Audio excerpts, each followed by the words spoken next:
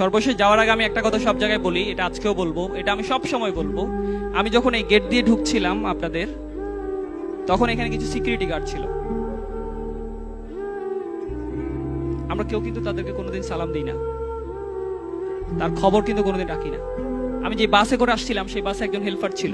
5 টাকা বেশি চাওয়ার কারণে কিন্তু আমি বিশ্ববিদ্যালয়ে পড়ি, ইন্ডিপেন্ডেন্ট ইউনিভার্সিটিতে পড়ি, আমার কাছে বেশি চাস। অথচ তার কষ্টের খবর কিন্তু আমরা কেউ কোনোদিন রাখি না। আজকে থেকে আমরা চাই এই মানুষগুলা, এদের টাকায় কিন্তু আমি বিশ্ববিদ্যালয়ে পড়ি, এদের টাকায় কিন্তু আমি বড় হই, এদের ট্যাক্সের টাকায় কিন্তু আমি প্রাডো গাড়িতে চড়ি। আজকে থেকে আমরা এইসব মানুষদের সম্মান করতে চাই। আমরা পারবো ইনশাল্লাহ। আমাদের বাসার যে দারোয়ান আছে, আজকে গিয়ে তাকে বলবো যে চাচা কেমন আছেন, আসসালামু আলাইকুম, আপনি ভালো আছেন, আপনার দিন কেমন যাচ্ছে, বলতে পারবো। আমরা বাসের হেল্পারকে 5 টাকা বেশি দিয়ে বলতে চাই যে ভাইয়া আমার জন্য দোয়া করবা, বলতে পারবো।